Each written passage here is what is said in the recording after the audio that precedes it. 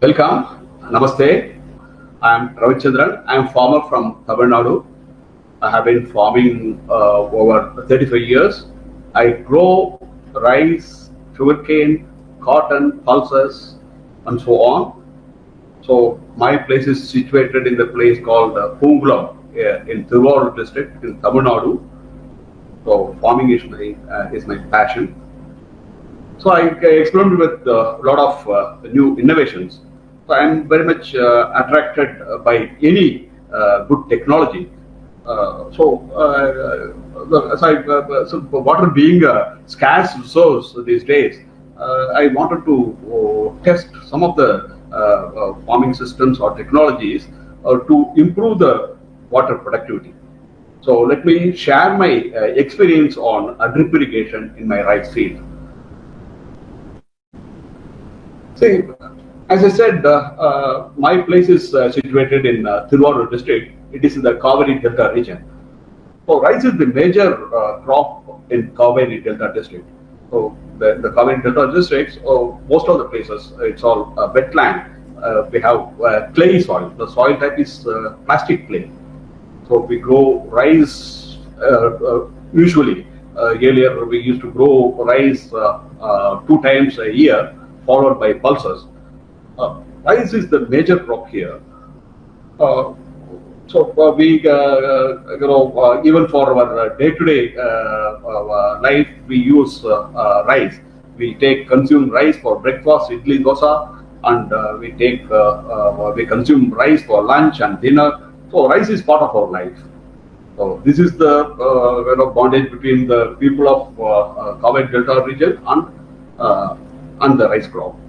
So I'm very proud that I grow this essential, vital food crop, which is consumed by over 3 billion people all over the world. So actually, my farm size is 52 acres, out of which 15 acres are my own land. So some things are I have taken them on lease. The minuscule small portion of my land, it is part of this 166 million hectares, which caters, which produces around 760 million metric tons globally. So Kaveri Delta districts, it was once rice bowl of, it was called rice bowl of Tamil Nadu. In Tamil, they used to say, Sor Nadu Sorodaitu. That means the land of the Chola kingdom. So it is abundant. There is abundant rice production. So I am referring to the olden days. Now the things are slowly changing. So when I took up farming in the year in 1985, I used to get get the water, subsoil water at 45 feet level. Now we have to dig up to 200 feet depth. So this is the change in the groundwater situation here. As I said earlier, we grow rice twice in a year. So in the month of normally in the month of April May, we take up the cultivation of kurvai, which is short duration paddy crop, which will be followed by after the harvest. We go for another rice that is called thaladi. And in case again after January, in the month of Thai, in the Tamil month of Thai, we take up the cultivation of either pulses. Those who are having pump set facility, they would be taking up irrigated cotton. So this is the general pattern of farming in this area. So now the entire thing has totally changed for various reasons. First thing is because of erratic monsoon, because the impact of climate change we have started feeling, and there is groundwater depletion. As I said earlier we used to get water at 45 feet. Now it is more than even 200 feet. We have to dig up to get water for our irrigation purpose. And there is another factor which is interstate water sharing issues, also which is beyond the scope of this presentation. So these are some of the challenges that made water very scarce. These factors has made water very scarce. Besides that, frequently we face back-to-back drought condition. So even yeah, last year we even had the problem of growing at least one crop. Even single crop we could not grow. So that was the situation that prevailed last year. Fortunately, this year the precision has improved, and we will be getting the river water. The dam would be opened on 12th June. Nevertheless, we have to use water very sparingly. So government distributes water in turn system, and again there is a general feeling that rice is a water guzzler. Even I was under the impression that rice is a water guzzler. I was under the impression for thousands of years we have been thinking that rice needs a lot of water. Uh, there is a popular saying in Tamil. By Tamil poet Avvaiyar.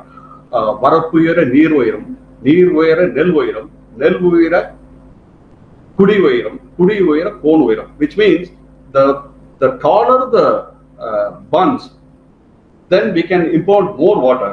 If we import more water, then we can grow more rice. More rice means the nation would prosper. So the Avvaiyar, she lived some 2000 years back. She had written that poem. So there is a mindset that so more the water, rice needs more water, then only it could be grown. So this is the mindset of the people all over this place, and I have interacted with some of my friends abroad also. They also feel the same way. Out of 85% of fresh water used for irrigation, almost it's about 60% of it is used for rice cultivation alone. That means rice consumes about 50% of the total fresh water. So much of water is being used. I would rather call it as being misused for rice. So I will come to it how we are able to, how I will explain later how rice could be grown with less amount of water, with 1/3 of water what we are presently using.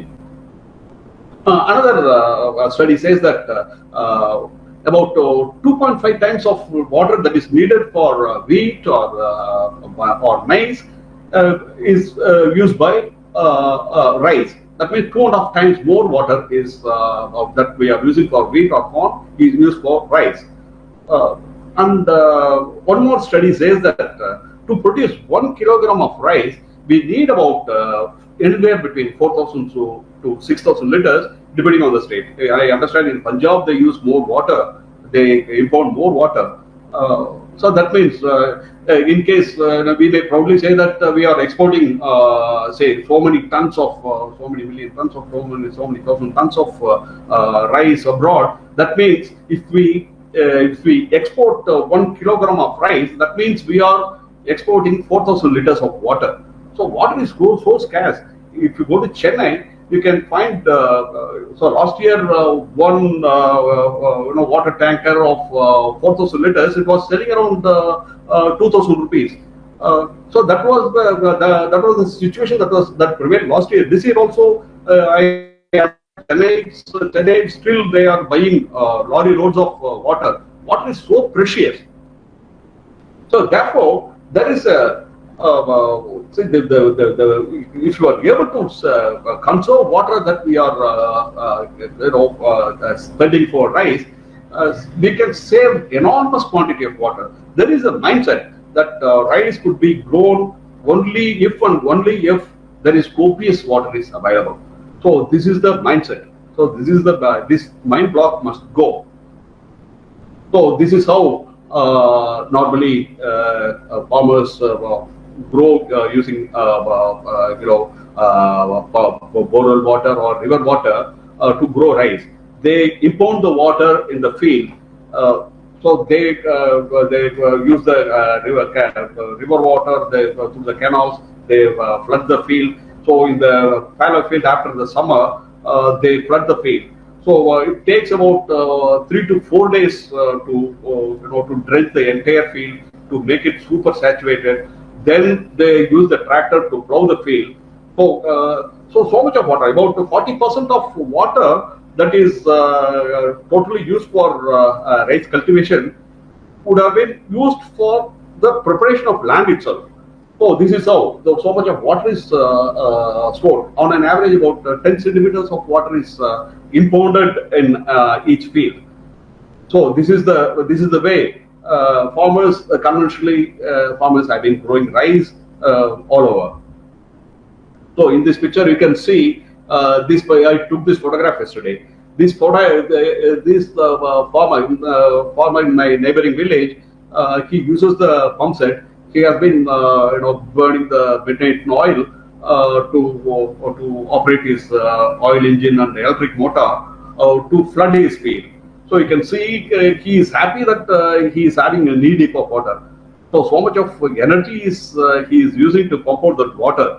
So in the right side, you can see the algae that is setting in. That algae, I will come to it later. That algae is detrimental. So that is a great challenge. It's this algae is kind of it's a weed. It's a weed like a thing.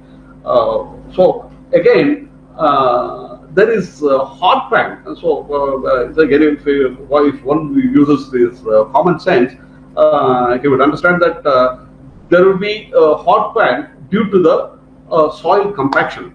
So 1 acre of land means 4,047 square meters. So assuming that on an average, a farmer stores about 10 centimeters water, he impounds about, he sees to it that he is maintaining 10 centimeters of water. That means 1/10 of a meter. That means he is exerting a pressure of 405 metric tons of pressure weight over his land, which compacts the soil. Because of that, actually the hot pan is set. So normally, what the farmers used to do, the government advises for breaking that hot pan using that chisel plow. So many farmers they don't get that machinery. One or two machines are available. Such specialty plowing gadget is available. So none of farmers, because of that, the percolation is not taking place. So much of pressure is exerted over the land. So much of compression is taking place. Then again, before transplant, before plowing, so the land must be super saturated. The soil must be super saturated. That means we have to say by irrigating the field, it throws out it removes the air that is trapped between particles. So there is deprivation of air. So constant flooding, it deprives the aeration. So there are. So we felt the need for water conservation due to the mentioned reasons. So even I have tried a lot of these water conservation systems and methodologies. For instance, SRI is one good example. SRI system of rice intensification. So that was even now many farmers practice that SRI system of rice intensification. It is in a good agronomic practice. So for which. So for SRI, the first thing is the land must be perfectly level. There should be tabletop leveling. That is the prerequisite. Whereas in drip irrigation, there is no prerequisite for perfect land leveling. Again, SRI is like labor intensive. So we use that Pono intercultivator. It is a good, nevertheless, it is a good agronomic practice. It is applicable only in the case of puddled field. It cannot be used in other kinds of fields. We have to drench the field and plow it, wet plow it. Then only we can adopt this technology. We use YOSI, we call YOSI, young seedling, one seedling, wider spacing, and alternative wetting and drying. These are some of the basic principles of SRI, system of rice intensification. Another one that is promoted in our area is AWD method, that is alternate wetting and drying method. So in that alternate wetting and drying method, we use a perforated PVC pipe. So we take it is not a technology. It is only a measurement gadget. We use 40 centimeters of a pipe of 15 centimeters dia and 40 centimeters length. And 20 centimeters, we just make a lot of perforations all over. And 20 centimeters, that is left blank. And it is an indicator.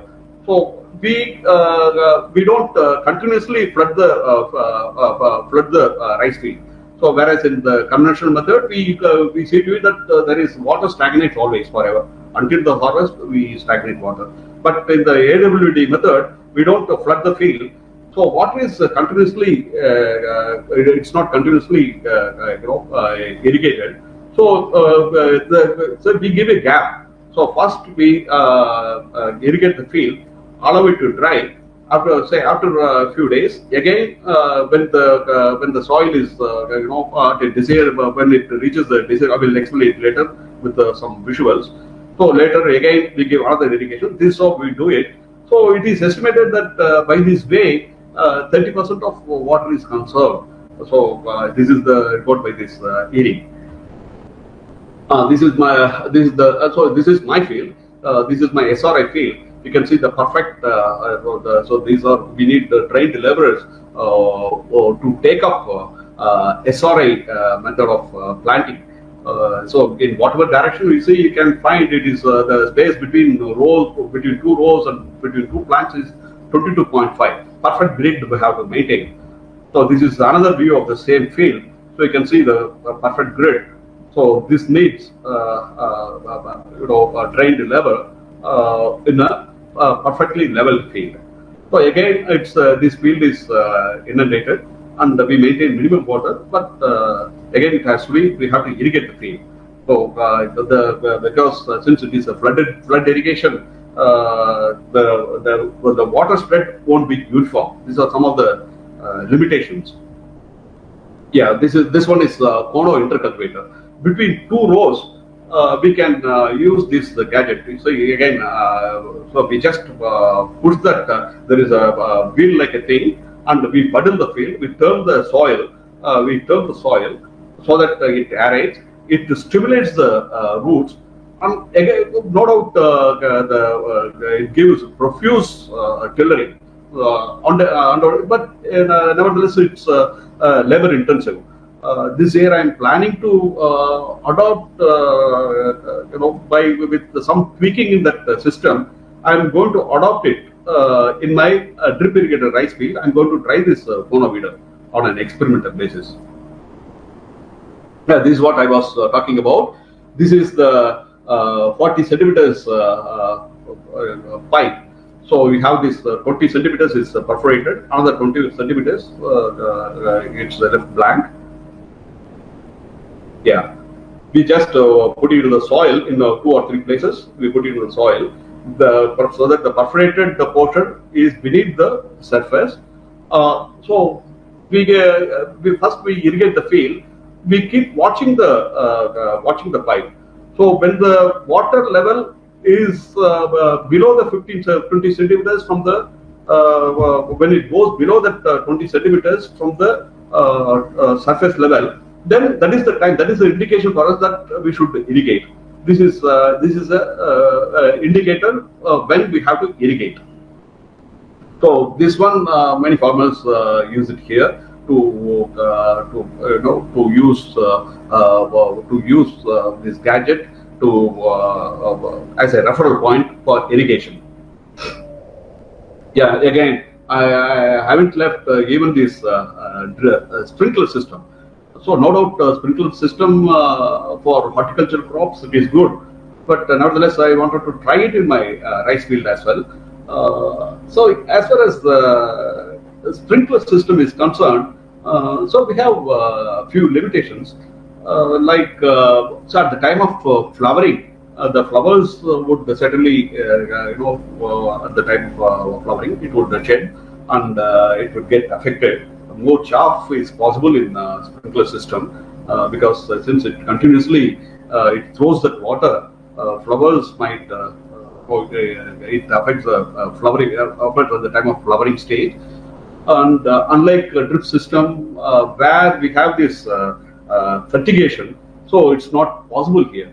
So these are some of the challenges in a sprinkler system, the water spread is not as uniform as drip irrigation.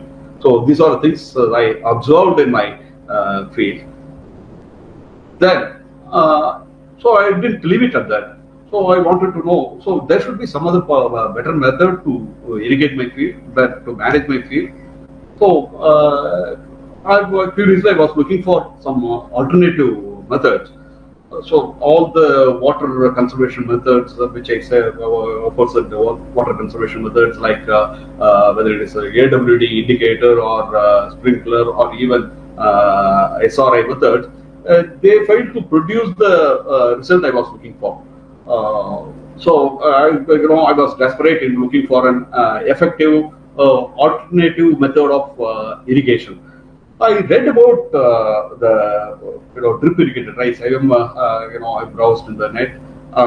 So I read about the drip irrigation by Jain Irrigation.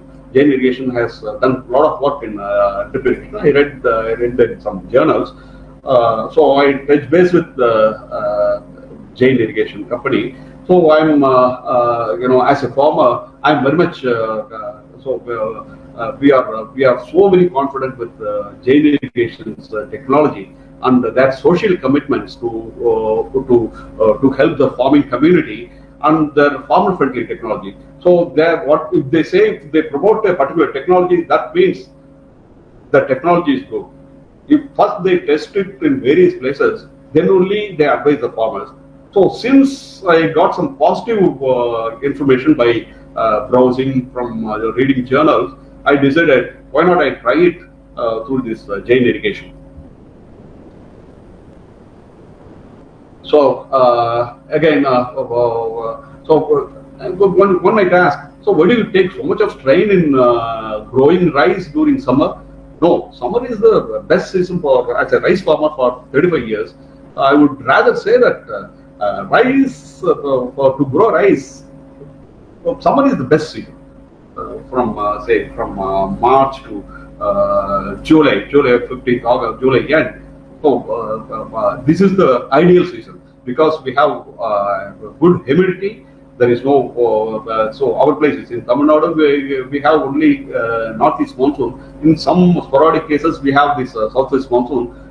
There won't be any damage by cyclonic storm. Cyclonic storm usually set during northeast monsoon.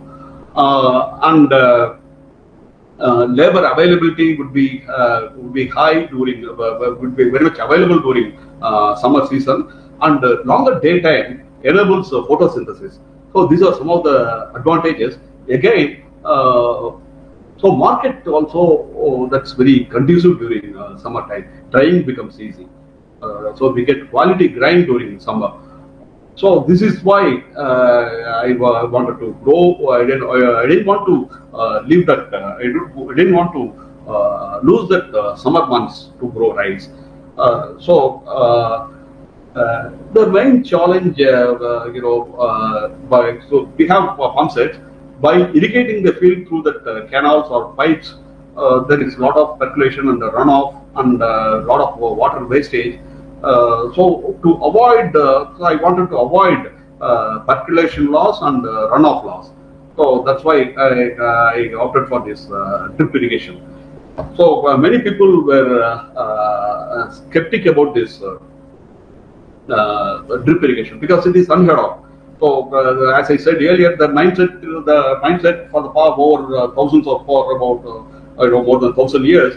So rice could be grown only under flooded conditions. So, many people they were skeptical about it. They even want me not to venture in drip irrigation. But nevertheless, I have trust in science. I have trust in our scientists. I have trust in the good work done by research work done by people like Jain Irrigations Limited. It gave me confidence. I expressed my interest. I approached. I sent mail. I approached Jain Irrigation to to provide me with their technical assistance. I asked them to provide the technical support to grow rice using drip system. So in the year 2018, So they said, yes, Ravichandran, certainly we will guide you. So we appreciate your initiative. We appreciate your eagerness to grow or rise using this water conservation method. Yes, certainly we will do the hand holding.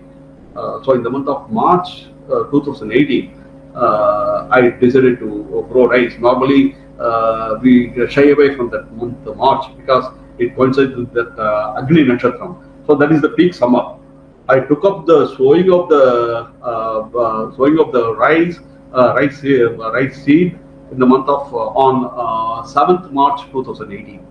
2018. That was my first experience in rice cultivation using drip. From 7th March until I harvested my crop, there was not even a single millimeter of rain. That means absolutely that you cannot expect more than a typical condition. This is the ideal condition no one could replicate. So this is the best season to try out this technology. So they sent their agronomist. So they visited my field. They sent one Mr. Guruswamy. He visited my field. So before they installing the drip system, they tested the water.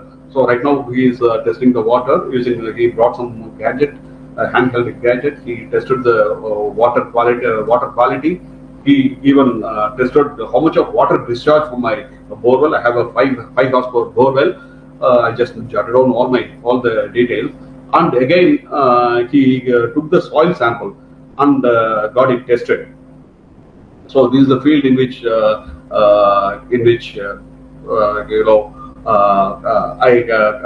I took up the cultivation of rice under a drip system.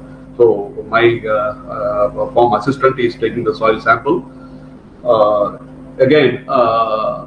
So he asked me, you go ahead with whatever you do normally. First I gave it general irrigation, and allowed the weed to sprout. Then I used the plower, that power tiller, rotavator, and plowed the field so that I could control about 50% of the weed. Then later, I had that sheep penning. So normally we do it in all over in Tamil Nadu, either cattle penning or sheep penning. We used to do. So it is difficult to get the farmyard manure, to transport the farmyard manure. Whereas the sheep and the cows, they deliver the excreta at our doorstep, at our field itself. So in order to increase the organic matter, normally we used to do. He advised me, whatever you do it. So I did it, and I used the rotavator. I have a small handheld power tiller. So I used the rotavator there were clods, and we broke it so that we achieved fine tilth condition. Normally, though it is not needed, leveling is not a prerequisite for drip system. One company, they wanted to demonstrate after seeing the plowing thing is happening. They wanted to test their laser leveler. They developed a software, a German company. So they used their land leveler in some of the fields, and in that field also land was leveled, and though it is not a prerequisite. So this is the sheep penning. So on the left hand side you can see the sheep. On the right hand side, this is my power tiller. My another farm laborer, he is plowing the field. He is pulverizing the soil. So in the middle we can see the excreta. So this is it enriches your soil like anything. It delivers at your Amazon, it delivers at your doorstep. So this is the general outlay of the drip system. So in the year 2018, I cultivated rice in the raised bed. that means the bed size is 3 feet width, and there is between two beds we have a furrow of 1 foot, and the lateral distance is 4 feet. That means since because it is a clay soil, the water, the lateral spread of water would be relatively higher when compared with sandy loamy soil. So that's why otherwise I would have gone for 2.5 feet or 3 feet. But since it is my soil is clay soil, I use that between two laterals, the spacing was maintained at 4 feet. And the bed height is 15 centimeters. You know how I made that furrows? I use the fridger attachment behind this. In the earlier slide, you can see that. So in that pouch, we use a rigid attachment. So we make this rigid attachment to make the furrows. So I took up the cultivation of two varieties. One is CO51, another one is Aries Nano. Aries Nano is a hybrid, and CO51 is an open pollinated variety. So I maintain a distance of 15 centimeters between rows and 15 centimeters between plants. That means in that means in a particular bed we maintain 6 rows. So in the center of the bed we have this lateral on either side. So between we maintain in such a way that the space the space between the seed to seed is 15 centimeters, and say row to row is 15 centimeters, and the seedling to seedling is 15 centimeters. So this is how. So this is prior to laying on the left side. This is prior to the laying of the laterals. Then on the right side you can see clearly this one is 1 second. Yeah. So this one is 3 feet. This is the raised bed, and the space between the two laterals is 4 feet. So this lateral to this lateral is 4 feet, and this is the furrow. This one is 1 foot. So this is my field, and this is how the layout is, and this is the schematic sketch given by this for my guidance. Jain Irrigation provided. This is how we are going to do it, and so as I said earlier, the borewell, I have a borewell which is about 200 feet deep. Now I have a high horsepower submersible pump, and the water quality, they tested the water quality, which is 7.82. The EC is 1.08, it's neutral, and the TDS is 546 ppm. On the lateral is 16 millimeters. As I said earlier, because of the clay soil, I maintain a distance of 4 feet. And between two drippers,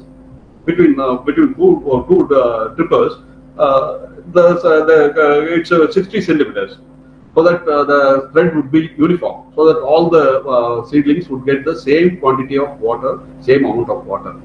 So the water discharge is calibrated at 4 liters per hour. So this is the general outlay of my drip system. So in this, my farm laborers are installing the drip system, and Jain Irrigation, they send their technocrats to lay the laterals. And at every point of time, since it is a new venture for me, perhaps Jain has been doing it for the past several years, but as far as I am concerned, and because many farmers were skeptic about it, so I requested them to provide their technical support every now and then. Besides providing technical support, they have to teach me as well as my farm laborers. I'm happy that I'm able to share my thoughts based on the experience I gained over the period of 2 years. This is the filters, and again they test run that before prior to the transplanting. They test run that entire field, so you can see the droplets all over. So they I visited every lateral, and we were convinced that the water discharge is uniform. So as I said, so two varieties I have taken. So CO51 is open pollinated variety. I cultivated in a half an acre, and it's a short duration variety. It is open pollinated variety, 51. It's a long slender variety. It's 105 days to 110 days. It's seed to seed. It's 105 days. And Arise Nano is a hybrid. It's 120. It's a high yielder. So again, another question that arose in the minds of my fellow farmers as well as me also. How can we transplant in the dry field? So that was the question that was lingering in my mind. So the technocrats of this company, they advised me before transplanting. Already I had raised the seed bed, the seedlings in a separate tabak nursery. They advised me to run the system for about 4 to 8 hours prior to planting. So on the day of it was taken on 1st April 2018. On 1st April, on 31st May, exactly about 2 years back, that was my first experiment with drip irrigated planting. I ran that drip system for about 8 hours, and so that the water, it soaked all over the field, and it made the raised bed wet and uniformly water spread. Then, so fortunately, I have trained laborers because of my experience in SRA planting. So I have trained workforce. They took the sowing planting by maintaining a row to row spacing of 15 centimeters and plant to plant spacing of 15 centimeters. As I said earlier, 6 rows in a bed. So immediately after transplanting, I irrigated. I provide more than I provided enough water through the drip system until the plant established. So we have to give sufficient water through the drip system until it establishes. I followed it. So prior to that, I applied that basal dressing like the phosphatic fertilizer, then zinc, ferrous, all such things I applied. So that I will come to it later. So I did it under. So I gave enough water supply until until the seedlings established. Then they gave a irrigation schedule. I meticulously followed what they gave, or what they suggested. So they worked out, they calibrated. Now I can tell the rest of my farmers how to irrigate. So at the time I was a novice. I didn't know how to irrigate. I was a bit scared whether it would work. But nevertheless, the technology is too good to be true. I couldn't believe my eyes. Not only me, besides me, a lot of farmers that we will see later. They gave a drip irrigation. How many? What is the duration of irrigation each day? Yeah, this is the immediately they are doing this in the here. You can see my laborers doing the transplanting. They finished this portion, and now they are transplanting. They are doing the transplanting. Why we are leaving this furrows, so they can walk around. They can walk around without disturbing the raised bed. they planted. I'm really thankful to my farm farm hands. I don't want to call them workers or laborers. My farm assistants. So they did excellent work of doing the perfect transplanting. So this is after transplanting. It is how it looks, how neatly it looks. I'm really happy. So this is the irrigation they gave. So as I said, the first transplanting was on first, from 1st to 30th. So I on a daily basis I ran the drip system for 40 minutes. Again from another 1 month, that is from 1st May to until the end of May, 1 hour 10 minutes. Then from June onwards, so that is the so earlier one is growth phase, growth phase, and another one is reproductive phase, then maturity phase. So during this reproductive phase, we have to give more water. So that means every day I operated the laterals. I operated the drip system for about 100 minutes. That's about 1 hour and 40 minutes. And later, so as we near our harvesting time, we reduce the irrigation to 1 hour 20 minutes. So as I said, the quantity of water that is being discharged per hour is in my field is 22,444. They calibrated, they calculated. Yeah, again coming to this fertilizer application. So this is my field. So it's in another field. So where I took the cultivation of rice using the conventional flooding method. So my farm assistant, he is in the conventional way. This is how we normally 95%, more than 95% of the farmers used to apply fertilizer. What they do, they flood the field and scatter the fertilizer all over the field. So thinking that the fertilizer, the plant would enjoy whatever fertilizer they are giving. It is something like, so we must understand the needs of the plant. We think that the plant would take whatever we give. It is something like expecting a baby who is taking a baby food. If you expect it to have idli or dosa or chapati, how can it do it? So likewise, the analogy is the same. So if we give fertilizer like that, we expect that the plant would take whatever we give. It is not so.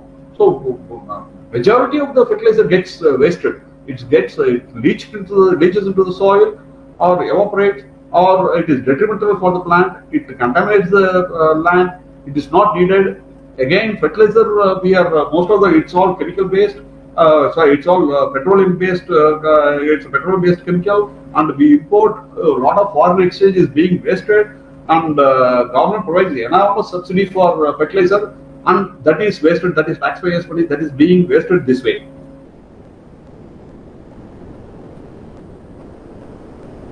Again, coming back to this, so I just wanted to make a comparison between how we normally apply fertilizer. That includes me also in the conventional manner, and how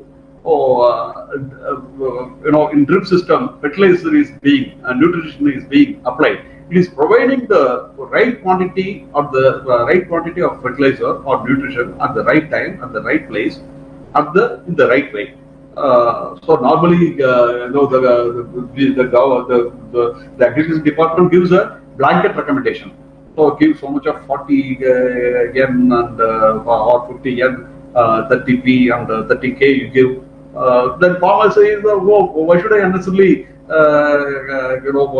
spend labor? So he goes to the shop and buys a few bags of diammonium phosphate, urea, and gives the basal dose, all the 50% of the nitrogen at the base itself immediately after transplanting.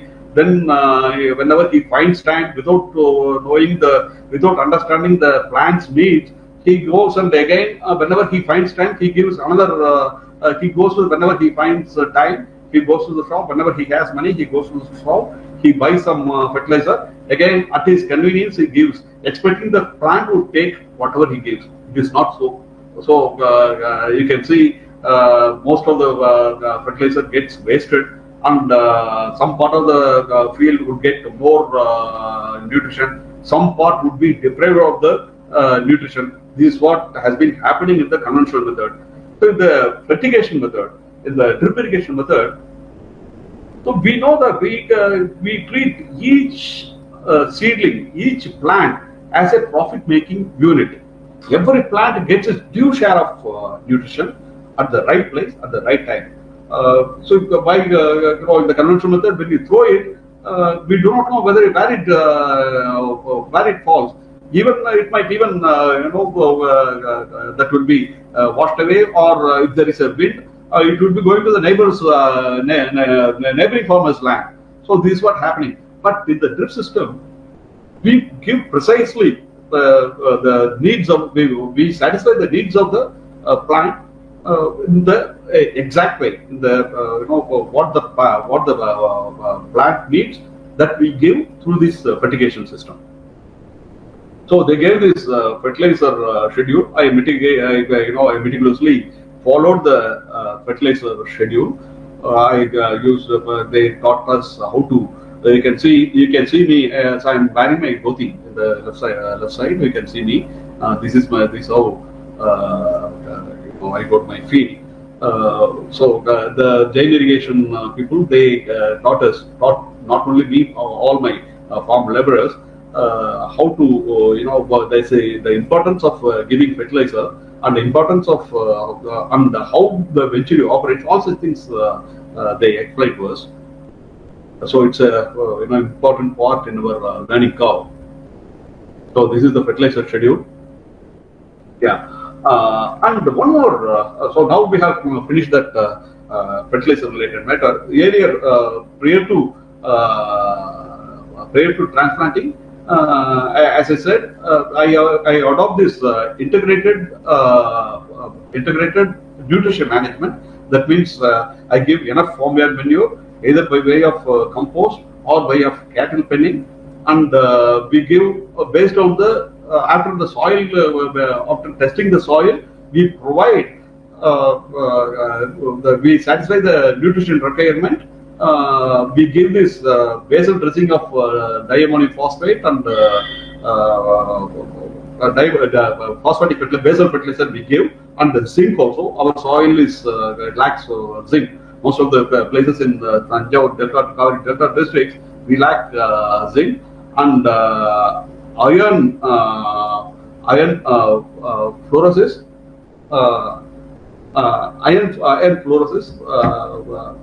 iron deficiency is there. So that also we satisfied by giving it in the basal itself. So that satisfies this. We provide nutrition, we provide whatever P and K, NP, N and K, using that drip system, using that venturi, through that fertigation method.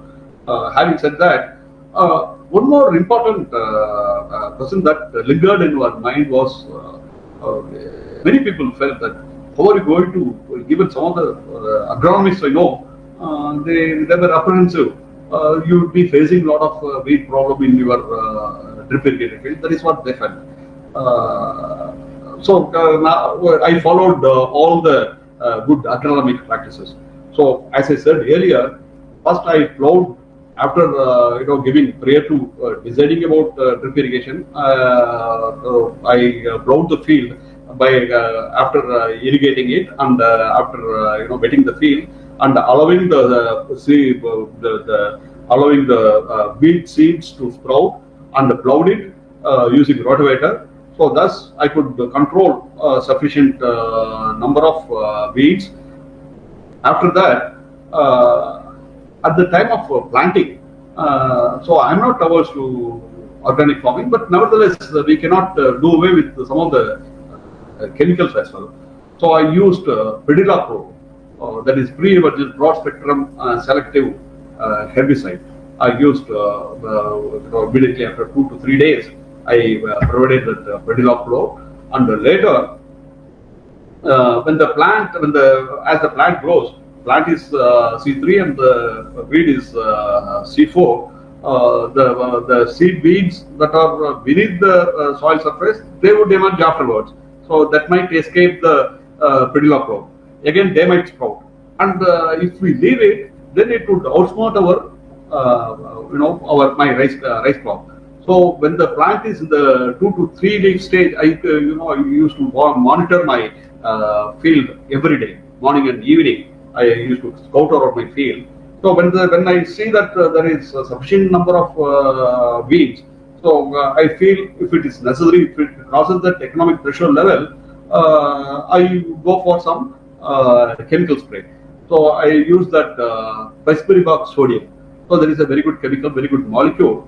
That is a post-emergence, broad-spectrum, selective post-emergent herbicide.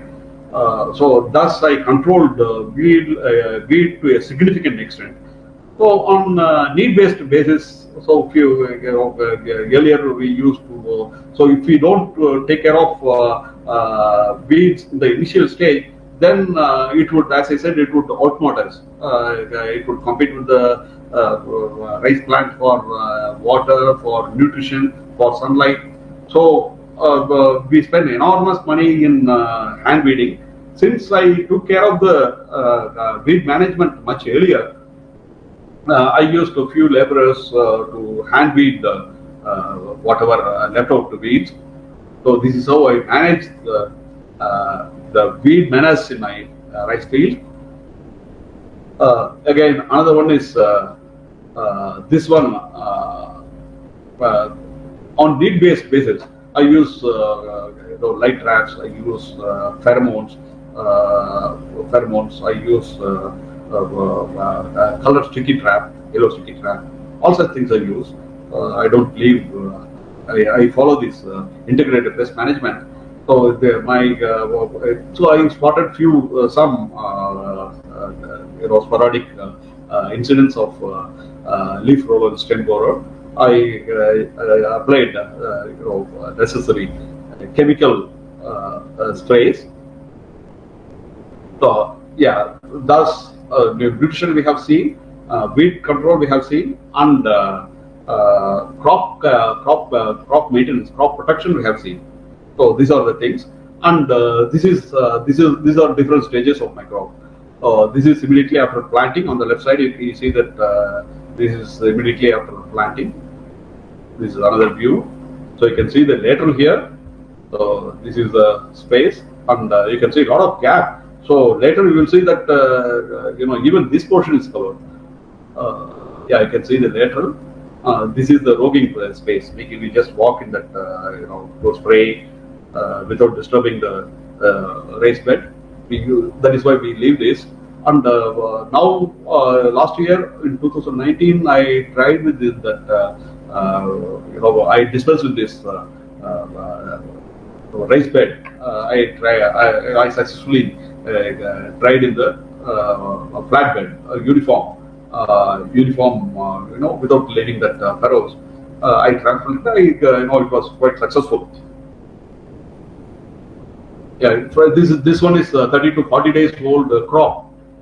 See, this is 30 to 40 days old crop, and you can see on the right side as it matures. So you can see no water here, and nevertheless it's green, it's robust, it's healthy.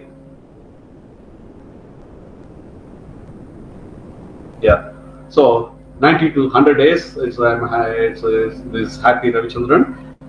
So normally, normally in the flooded field, so when the plant is 90 to 100 days old, you cannot walk in that field without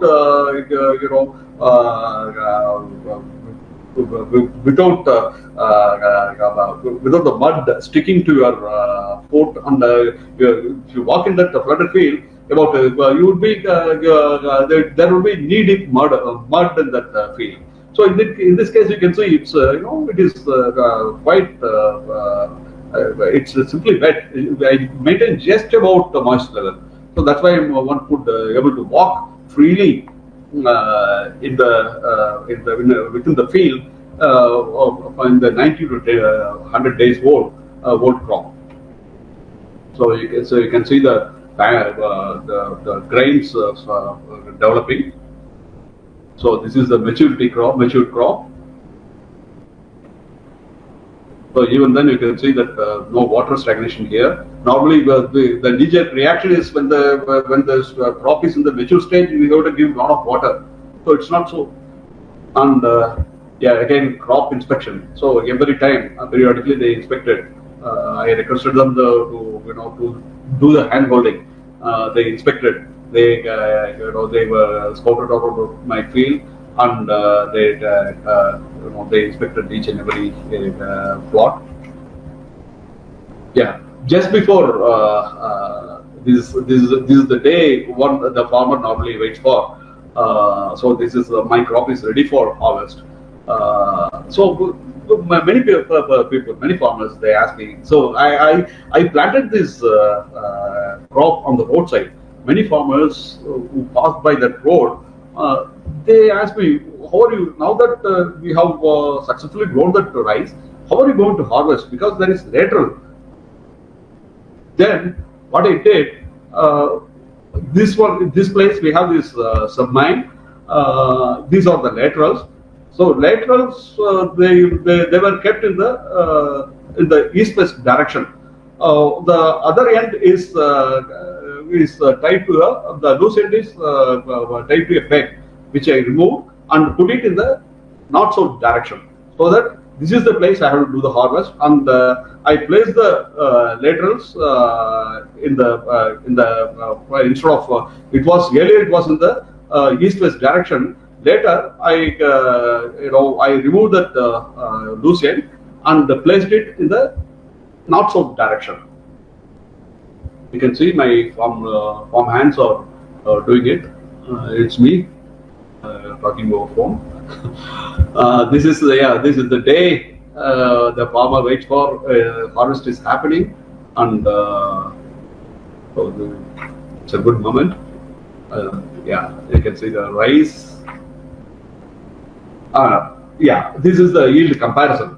So many people ask me, so whether there is a yield increase, because by growing this, by installing this drip system, so would there be tremendous 100%, 200% increase in yield? No, it's not so. So, but for drip, I would not have gone for paddy cultivation in the month of March. Otherwise, my land would have been left fallow. The very fact that I could grow that rice in the peak summer is simply only due to drip system. Otherwise, I would not have gone for rice. So that is one thing. There is definitely yield increase. So I made a comparative study. So this is Arise Nano. As I said, this is hybrid variety. Hybrid normally it gives relatively a better yield. So I extrapolated to 1 hectare. The Arise Nano gave 6.137 metric tons per hectare, and the CO51 it's under drip. And the CO51 and drip system it gave 5.422, and the same CO51 it gave 4.7 metric tons per hectare. It is extrapolated. From 1 acre, I extrapolated to 1 hectare. So there you can see the difference, the yield increase. So this is because better use of water, better use of nutrition. Each plant were taken care of. Each plant became a profit-making unit. So that's why the yield is relatively higher. The important thing is, when water is in short supply, water is the key factor, right? So when water is in key factor, we have to see the productivity of water. So productivity of water we have to see. So when water is in short supply, then we have to give more importance for water. So water use efficiency increases and the land use efficiency increases, because land use efficiency increases by 100%, because otherwise I would not have, that land would have been left fallow. With that motor, I would not have dared to go for rice cultivation in the month of March, the two in the Agni Nakshatram period. So the very fact that I had gone for rice is because of drip system. That means I used my land more efficiently. Water use efficiency increases, land use efficiency increases, and there is definitely there is increasing yield also. Again, use of nutrition. I made best use of the nutrition without contaminating my field. So I will come to it later how the field gets contaminated in the flood system. So this is the profitability statement. So this is with respect to the year 2018. So every year it keeps changing. Because of the labor cost, material cost, and harvest machine expenses, and the diesel and other operating costs.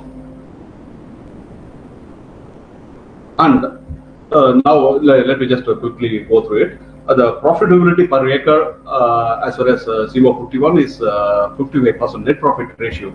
The profitability of CO51, the net profit is net profit ratio is net profit divided by gross sale value multiplied by 100. That gives a percentage of net profit. That is the net profit percentage.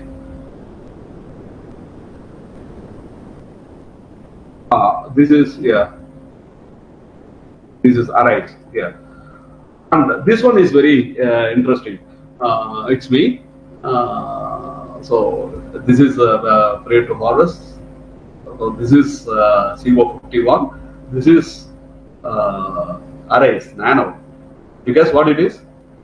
Yes, this is pulse. Normally,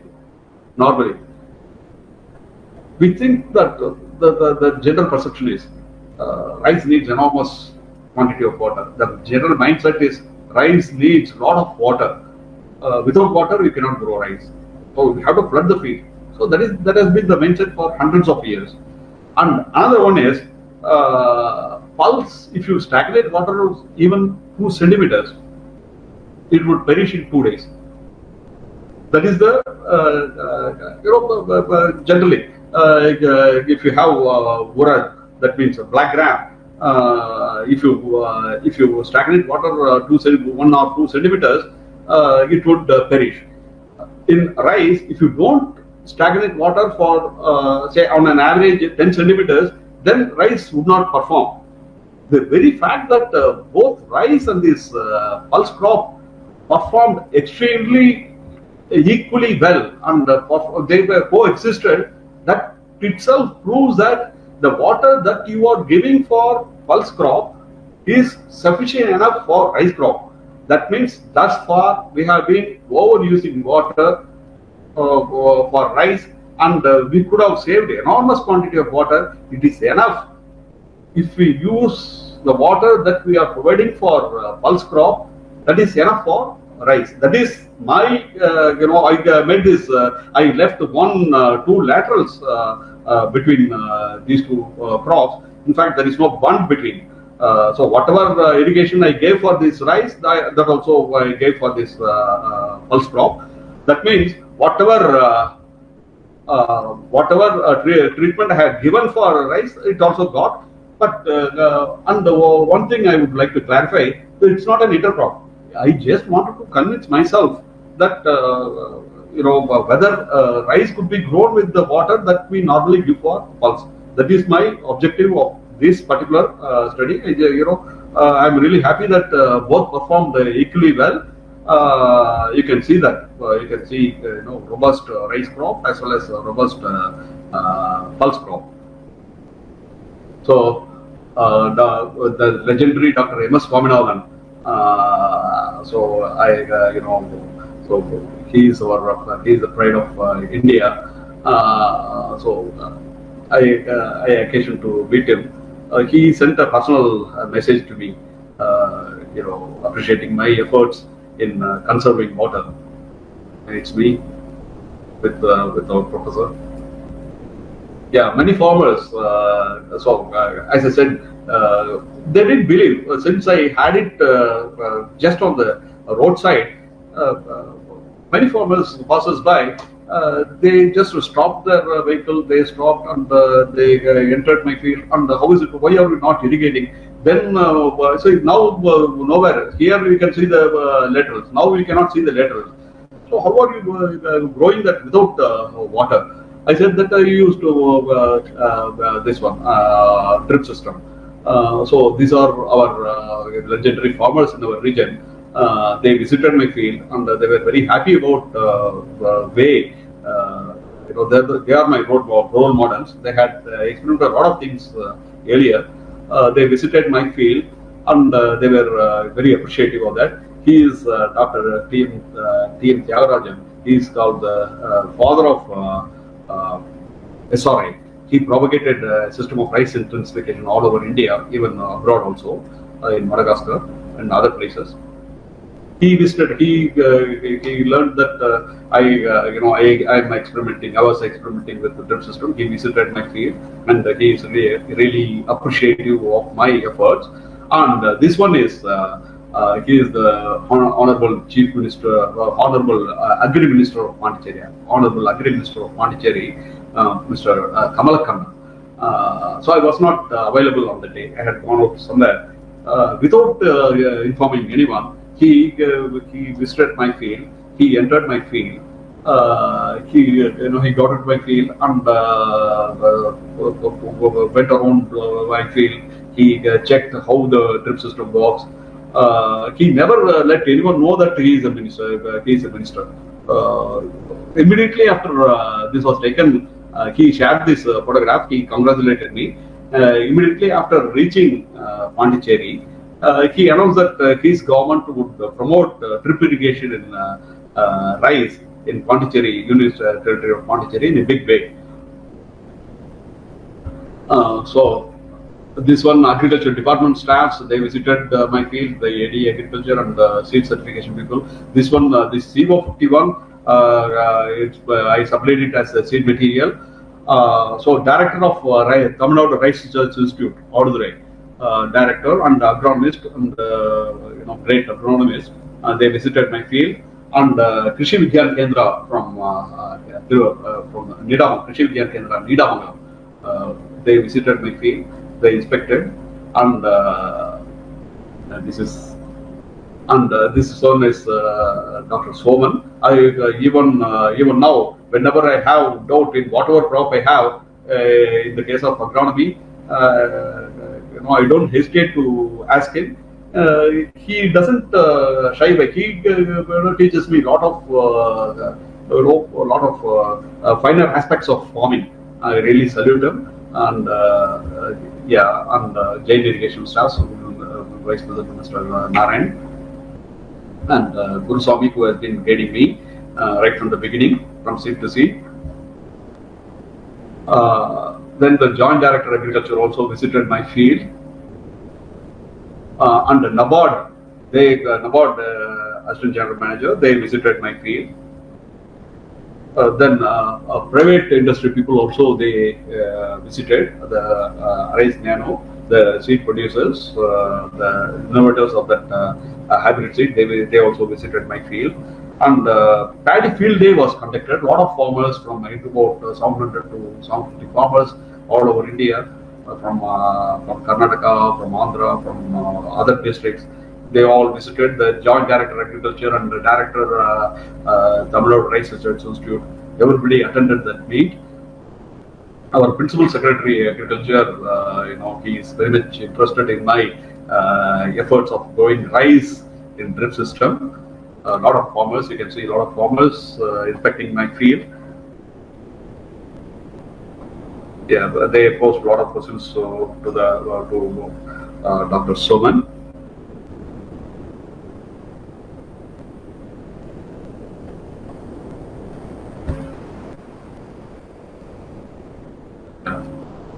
and these are all farmers. They spend the whole day in my farm. So this is the demo plot. They wanted me to, see how the seed beds are being made, the rice beds are made, how laterals are laid. So they had hands-on experience in my farm. So in my village, we had never seen this much of a crowd in my village before. Many farmers from far and about 300, 400 kilometers even from Andhra and Karnataka, they visited my farm, and we had a brainstorming session. We had a conference also. Yeah, these are some of the merits of drip irrigation. See, initially I thought that I would be making some benefit by way of savings in water, but to my pleasant surprise, I could realize much more direct and indirect benefits.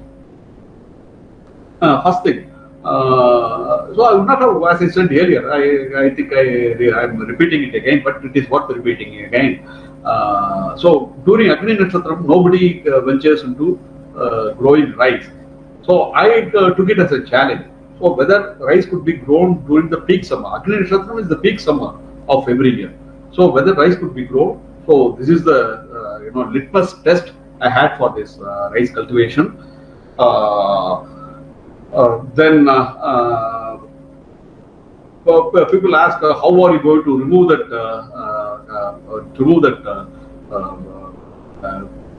lateral? So there is no need to remove the lateral. You just keep it in the perpendicular direction. So that's how we do it. And we can use the same drip system for subsequent crops. We can grow another crop. Again, I can do the crop rotation. After rice, one can go for cotton, one can go for, depending on the climatic condition, one can market condition of the grains or crop you are growing. You can make judicious crop rotation. You can go for even pulse crop.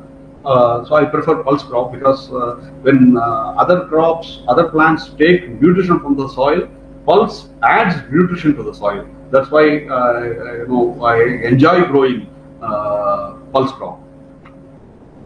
There is obviously, as I explained earlier, there is remarkable increase in water use efficiency. So I have explained it, elaborated enough. Land use efficiency also increases. And the nutrition uptake efficiency also increases. Land use efficiency increases because, so otherwise you would not have, I would have left it fallow and it became a profit making unit. So land use efficiency increases. So there are, I can go on and on and on. Yeah, fertigation through the drip system. So as I said, unlike the conventional method where we spread the fertilizer, chemical fertilizer all over the field, so we give the right quantity at the right place, at the right moment, and the right way. So this is the biggest advantage of drip irrigation, fertigation. There is uniform growth. For any crop to perform well, you must have uniform crop standing. Drip system enables that because of the uniform spread of water and the uniform spread of nutrition. So it is something like we are providing an ideal condition for the automobile to perform. If you have a two-wheeler, if you say that it gives say 60 kilometers under ideal road condition, if you provide ideal condition for two-wheeler, it gives 60 kilometers. So we seldom create that ideal condition. That's why we get the 35 kilometers, 40 kilometers, 45 kilometers. So the air pressure, the road condition, and the wind direction and the friction, everything goes into the making. Whereas in drip system provides ideal condition for the plant to perform. No other technology provides this kind of ideal condition. That is why the drip system, the productivity of land, productivity of nutrition, productivity of water, it increases because of we create ideal conditions. The overall profitability also increases. So in flood irrigation, So we must have productive tillers, right? So in flood irrigation, because of the inundation, it inhibits the tiller formation, right? So since you stagnate water, the tillers, they don't develop, the productive tillers don't develop. Whereas since you maintain aerobic condition for drip in drip irrigated rice, you can see for yourself the profuse tillering. Seeing is believing. I'm telling it out of my experience. That is profuse tillering, so which is enabled by the drip system. These are some of the advantages. And another one, which is very interesting, which I noted. See, we must have heard about this brown plant hopper. We call it Pogayam. Pogayam. That means this is a sucking pest. So it is something like, you nurture the crop for the entire season. Just before harvest, 10 or 15 days before harvest. So say by this evening, you might have seen that yesterday evening I might have seen my good crop condition. Next morning when I go there, I can see only burnt field all over. That means, so since I stagnate water, this Pogayam, that is brown plant hopper, it devastates the entire field. It saps the plant, and it becomes as if totally it is withered. It inflicts loss anywhere between 40 to 80%. So once this brown plant hopper is chronic attack of brown BPH, then you are done. That's all. It is something like locust infestation in North India. This is because immediately what we used to do. So in the flooded field, we drain the field because of this brown plant hopper. It travels from one place to another by floating on the water. When there is no water, there is a question of migrating. So that's why so this one is you can see. So this is my neighboring farmer's field. So you can see this one is totally burnt. Yeah, this one is totally burnt. And again in the fringes also you can see that. So this is the affected plant. You can see a lot of hundreds and hundreds of these sucking pests all over the root region. So because of that, because of the flooded condition, the Pogayam, the brown plant hopper travels from one place to another, whereas migrates from one plant to another plant within the field. So then we have to drain the field. So which is by the time you drain the field, it would have inflicted enough damage. You are wrong. Whereas in drip system, there is no question of flooded condition because we are maintaining just moist level. So that's why I can say with confidence that this brown plant hopper is you cannot find in drip irrigated rice field. This is one important observation I noted in my field. This one is Spirogyra algae. During summer, you can if there are farmers from rice farmers, they would agree by flooding the field during summer. You can see a lot of these algae. It's not blue green algae. This Spirogyra algae. It's an aquatic weed. It competes with the plant for. So this I had taken yesterday evening. I took it to my another farmer's field to make this presentation. I saw that I noticed that algae. This algae it competes with the plant for nutrition. It inhibits the growth of the seedling. So young seedling, when you find this Spirogyra algae, the tiny seedlings, they get affected. And it restricts the tillering also.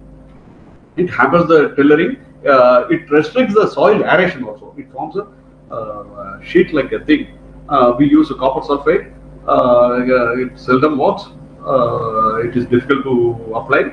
So this is the main problem of flooded rice. Whereas in drip irrigated rice, so this is not going to be there. I'm sure about it, and one can be sure about it.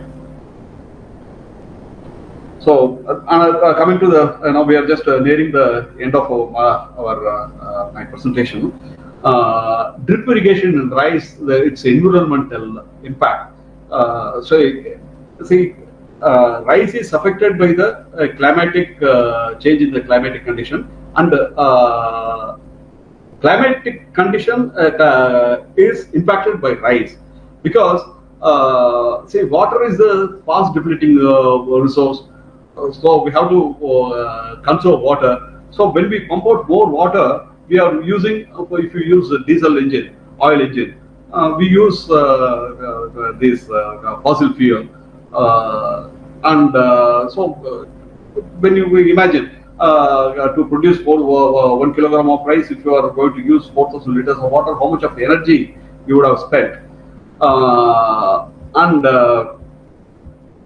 So this water use efficiency minimizes the withdrawal of groundwater because of the higher water use efficiency. Water depletion that we have seen already. Yeah, and the one important thing is, say in the conventional method, since we apply fertilizer, it percolates and contaminates the groundwater.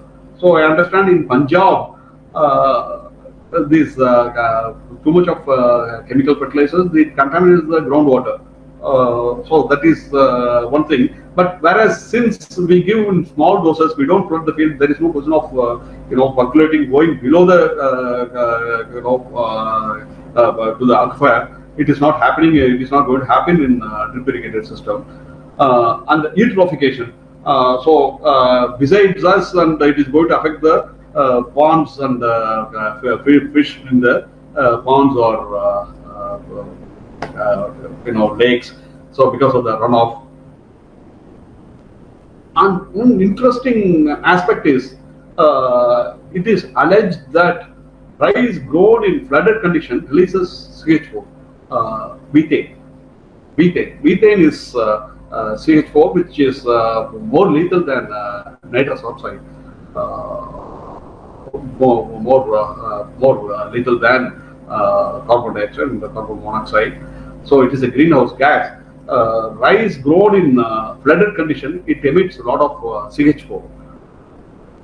But in flooded condition, rice grown in flooded condition releases a lot of CH4.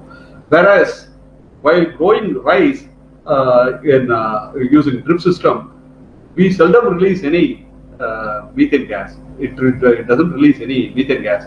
It is environmental friendly technology. I will come to it what the government should consider, why the government should consider this aspect. And I was explaining about this soil compaction. So putting that 407 tons of mass all over the field in 1 acre, how much of compaction it makes. So that is reduced.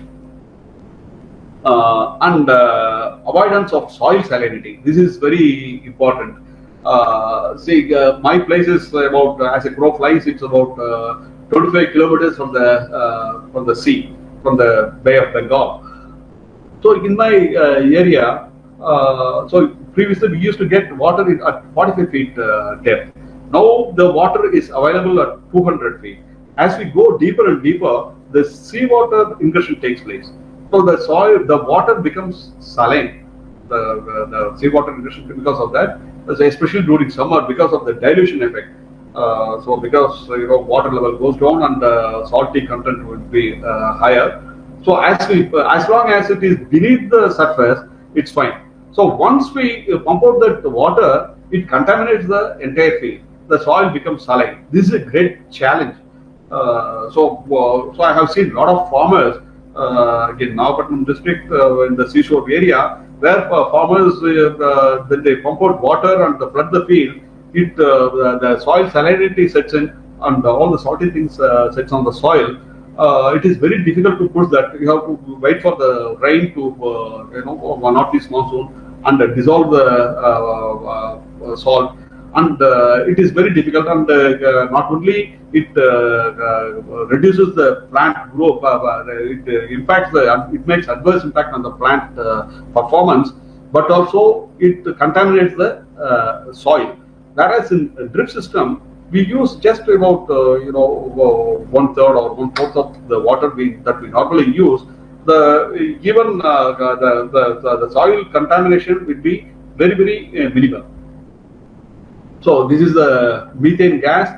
Way back in 2009-10, Tamil Nadu Agriculture University, they tried out in my field, in some other field, how much of methane is being emitted by rice crop grown under flooded condition.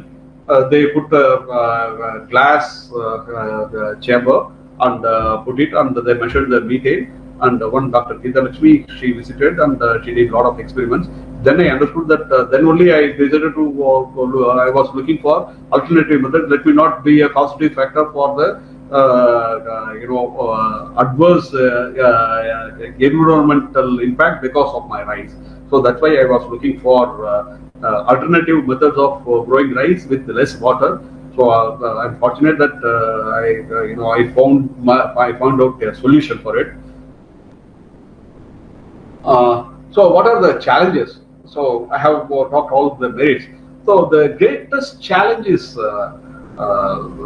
mindset, the mindset of farmers, mindset of people. Everybody thinks that rice could be grown only under flooded condition. If there is no, if you cannot flood the field, you cannot grow rice, because they flooded the field because to take care of the weeds. So that is perhaps that should be the reason. But so there are, fortunately, we have a lot of other integrated weed management system to take care of the weeds. So now it is not needed to. There is no need for flooding the field.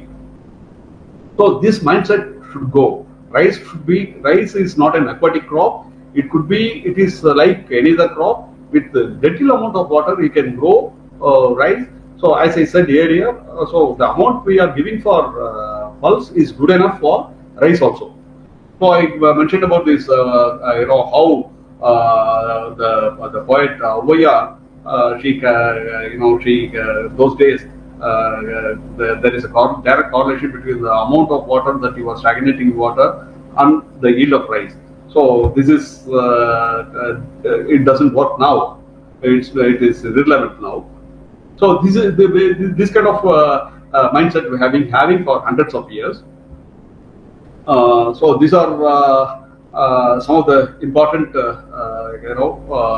challenges, and weed menace also we elaborated upon. I talked about integrated weed management. We have excellent. So as I said earlier, we have excellent pre-emergence and post-emergence herbicides, and GMRAs is one option, but it is only a fond hope. But there is a lot of policy analysis, and it's all related to policy-related matter. Now we have drought-resistant, flood-tolerant rice using molecular marker-assisted breeding technology. Similarly, we can have drought-resistant rice also. Again, the policy has to be taken by the government. Some experiments are going on. It's not a GM crop. It uses the biotechnology. It's not a GM crop.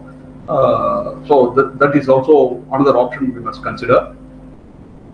And coming to the last slide, so we are concerned about this cost. Many people ask, so cost is a big issue. Can everybody afford it? So one must see, instead of writing off the government gives enormous subsidy. Each state gives enormous subsidy for farmers. In Tamil Nadu earlier, they didn't consider drip system for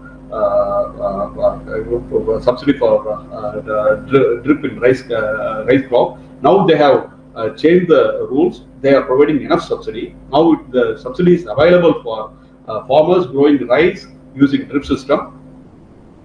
So instead of writing it off in the first year, so and instead of depreciating it over its actual lifetime. My suggestion is to how many years, how many crops you are going to use during its effective lifetime. For instance, if you are but for the drip, I would say in 5 years time I would have gone for only 5 crops. With the drip system, I can go for 10 crops. I can go one additional crop every year. So instead of writing it off every year, so I can set aside, I can apportion the cost, in each crop. So in pulse crop, I can apportion a particular proportional portion, and rice crop I can apportion it. So payback you get in about 5 years, considering the other benefits, considering the extra season extra crop you are getting, that also must be considered. So if after net of subsidy, farmer is going to spend only not very much big amount. One might think that it is a huge money, but it is an infrastructure you are creating for your farm, and every year you are going to apportion a part of it. So net of subsidy, after the subsidy portion, the net portion that you are going to divide it over its number of crops, additional crops you are going to grow. So thus we take care of the cost also. Besides the profitability of the crop, we must consider this water use efficiency and nutrition use efficiency and land use efficiency. So after that, as I showed in my earlier slide, so in 2 raised beds, I showed that ADT5 black gram alongside my drip irrigated rice. So I explained it in detail earlier. So whatever water we are providing for rice, that is good enough for whatever water we are providing for black gram, that is good enough for rice. So that itself shows how much of water we are able to save. So this is my drip irrigated rice, and alongside is the it was taken last year. Alongside is my pulse crop, black gram. So between in 2018, these are the drip irrigated rice. This is my black gram crop, and I prefer after rice I want to go for this year also I have gone for after the drip irrigated rice I have gone for pulse. Right now I have pulse crop in my drip field after the rice crop. So this is I'm using this drip system to grow pulse crop. This is my pulse crop. Yeah, you can see the robust pulse crop. It is, actually it is an import substitute. We are importing a lot of dal, a lot of black gram, green gram, chana. We can improve it. We can get additional income, and besides, it improves the soil quality also, because these legumes they don't take much of nutrition from the soil. In fact, they add nutrition to the soil through the root zones, root nodules. So it absorbs nitrogen from the atmosphere and stores it in the rhizosphere through the root nodules. The next crop you can have better yield. So I would like to rotate between rice and pulse crop. And one of my friends, after rice crop, he had gone for cotton also. So this is the cost of cultivation of black gram. So profit percentage. So I have worked out. So now this is, I think this is my last slide.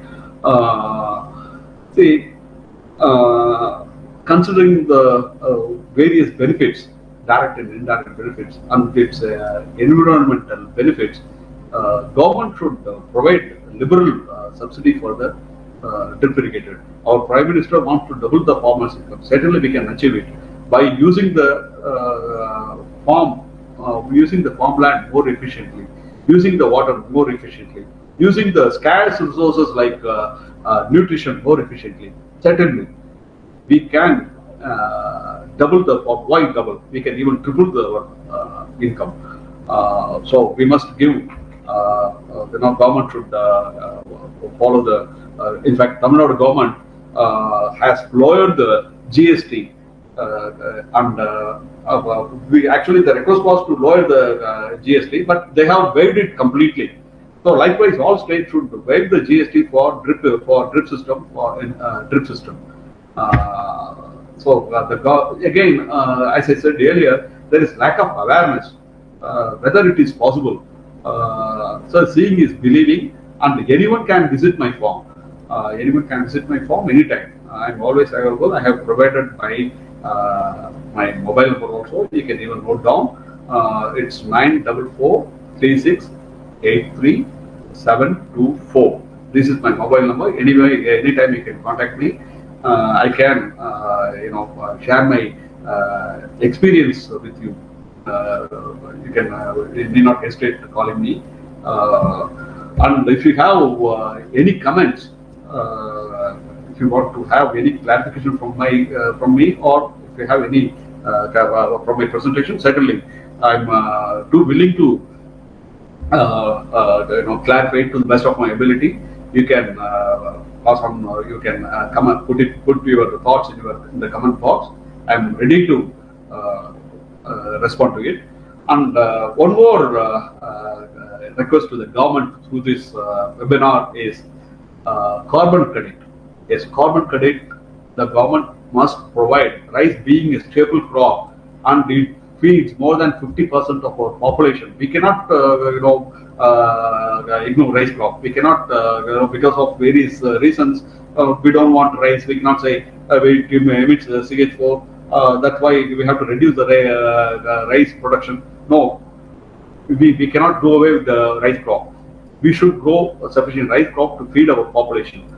So, since rice crop grown under drip system, the CH4 emission is practically nil. The government should consider providing carbon credit for rice using rice cultivated using drip system. This is my humble request on behalf of the farming community to our government. So other thing, submersion tolerance, which I talked about, and and the short duration hybrid. These are So this is the summary. So rice is not a water guzzler. It's a wrong mindset. So we should erase it. We should delete it from our mind that the rice could be grown only in the flooded condition. That's a wrong notion. That should go away from our mind. So we don't we don't leave our land fallow. We make best use of our land. We make best use of our water. We make best use of our nutrition, scarce nutrition, which we are importing. So it saves enormous quantity of foreign exchange. So I talked about this less incidence of BPH and how that algae affects. All such things are not there in drip irrigated rice, and methane emission is low. All such things are taken care of. I have elaborated in the given time, and our aim is to produce more crop per drop. Certainly, as a farmer, it is I commit myself for preserving our environment, to increase the farm productivity, to drive away hunger and malnutrition from the face of the earth. So I am one of the proud farmers. Thank you so much. Let us use water wisely and grow rice profitably. Thank you so much. Thank you for your time. Thank you.